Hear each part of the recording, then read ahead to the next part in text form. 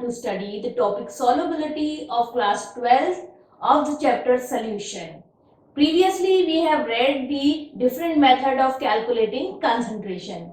So, in continuation with that, we are going to study the topic solubility. So, let us start with it. Now, solubility, what this term states?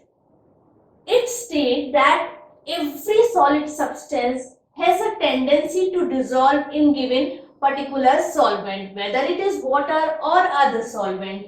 So, some amount of every solute is going to dissolve in a given solvent at a particular temperature.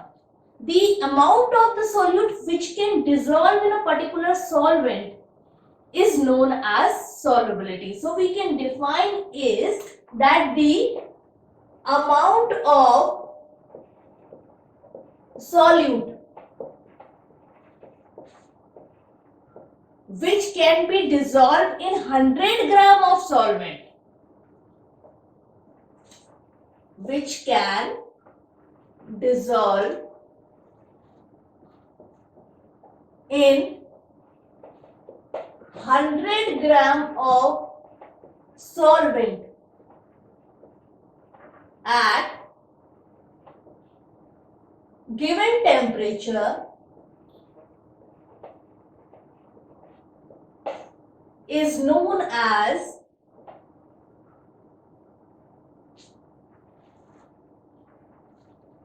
solubility.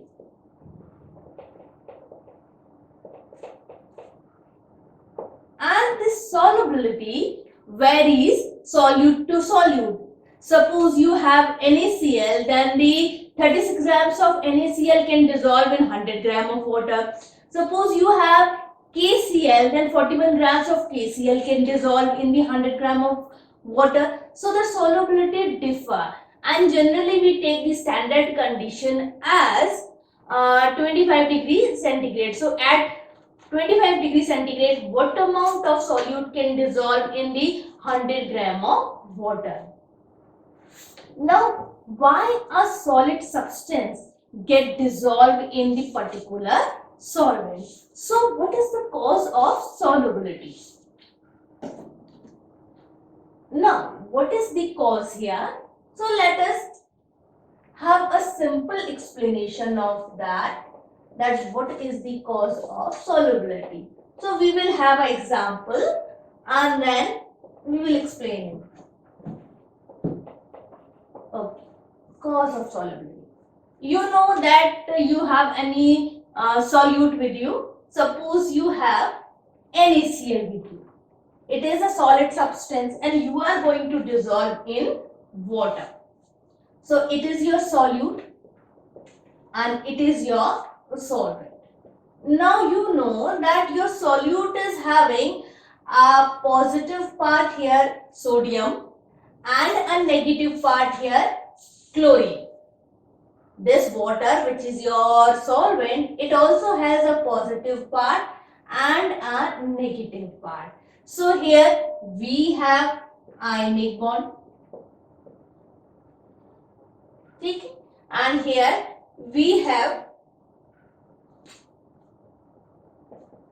dipole force. Okay, it is a molecular bond.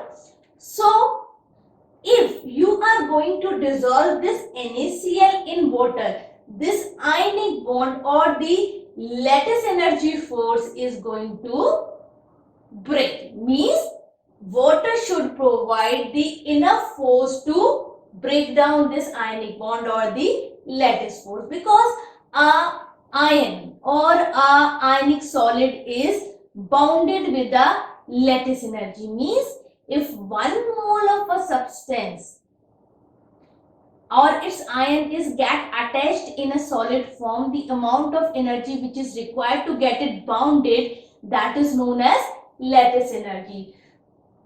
So the lattice energy of the solid substance get overcome by the energy of water molecule. The energy of water molecule is known as hydration energy. So hydration energy should be more than lattice energy. Okay. So the condition is that for solubility, hydration energy should be more than lattice energy.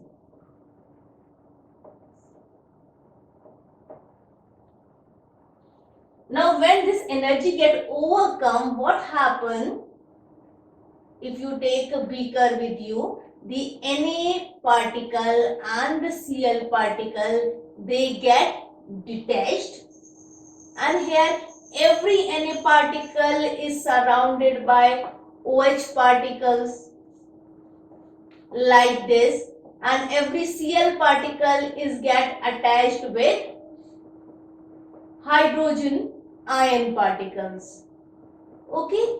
So these two particles, Na particle and Cl particle, get detached and the solute is getting dissolved in the particular solvent. So in this way, a solid particle get dissolved in the solvent. Now, the solute and the solvent, they can interact, but the interaction between the liquid and the solid part should be more than the solid part, then the solution become stable.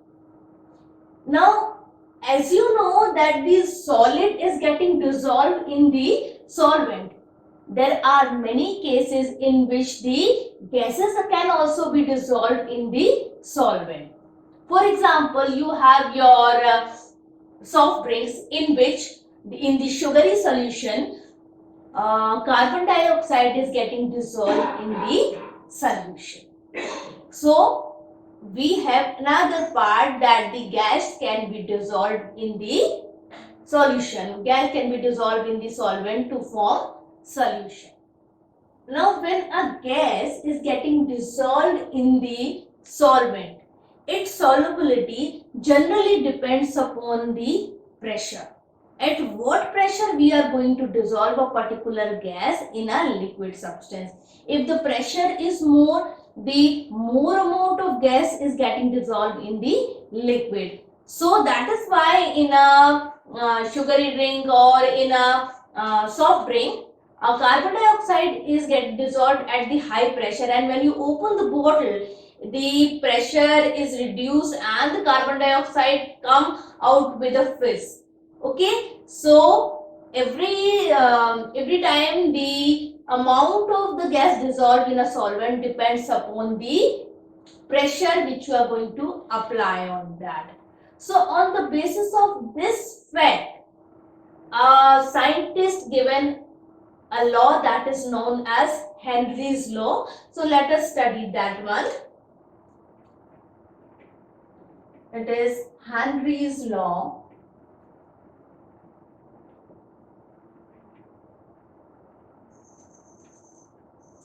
So it says that the mole fraction of solute is proportional to pressure. Now the mole fraction of solute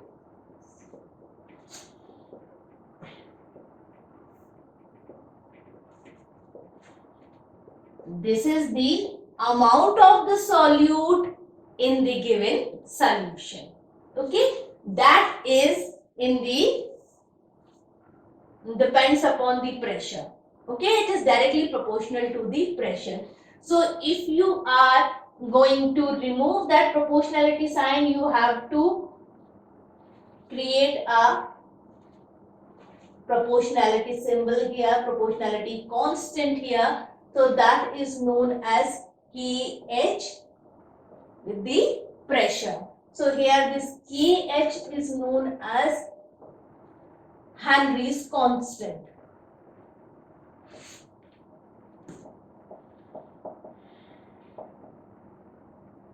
Now this equation is known as Henry's law. This Henry's constant, it depends upon the nature of gas, depends on nature of gas, temperature, and it generally increases. Not sure for every time, but generally increases as the molecular mass of a particular gas increases, then the Henry's constant decreases. Okay, so from this law we can solve various type of numericals, and there are various uses of this Henry's constant in the practical life, like if you are putting or mixing CO2 in soft drinks,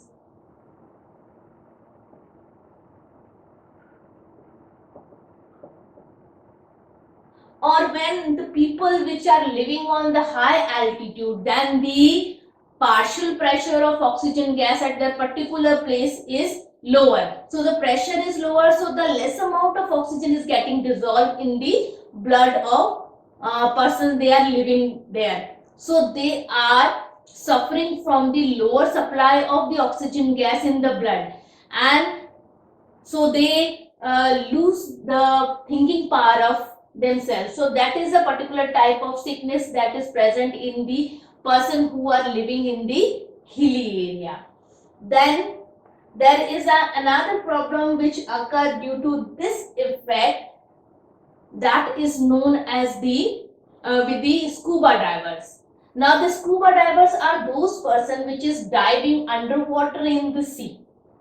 So when a person is diving underwater in the sea, the water which is upside apply a large amount of pressure on it.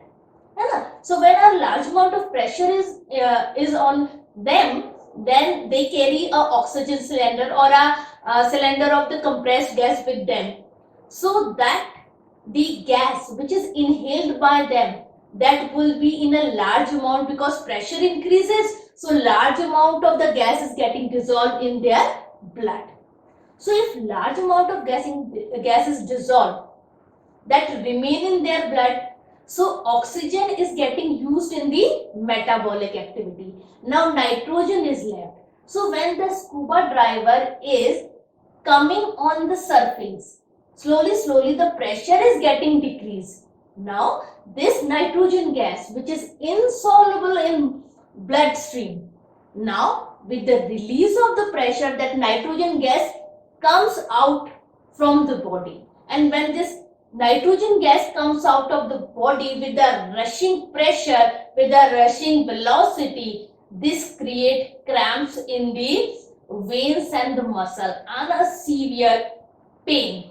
So that type of situation is known as bends. So for scuba divers, they do not have the natural air to breathe. They have a mixed helium gas to breathe. So their body should not feel with that terrible cramps. So that topic, that is scuba diver cramps, that topic is important, that a scuba diver always use a mixed compressed gas with a helium, oxygen and nitrogen that contain a less amount of the nitrogen in the liquid gas. Now there are some numericals which we can do on this Henry's law principle. So let us start with the numerical. If H2S gas is soluble in water at STP and its solubility is 0.195 mole per kg, calculate Henry's law constant. Now, for solving this type of question, first of all, write the formula that pressure is equal to KH XB. giving here solubility. Solubility is 0.195 mole per kg. Now solubility means that number of moles. So number of moles is 0.195. Okay. Now these moles are of solute. So this is given here NB. Now number of moles of solvent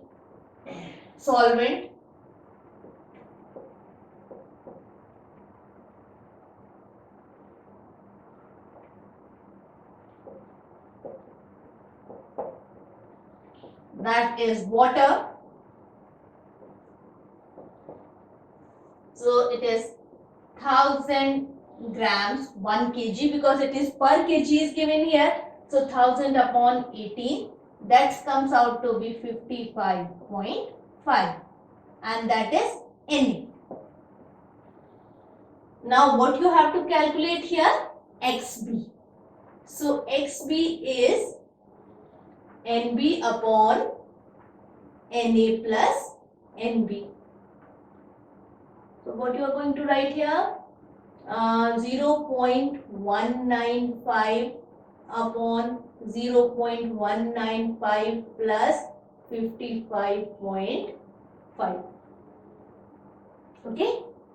Now this, when you are going to calculate 195, just add it.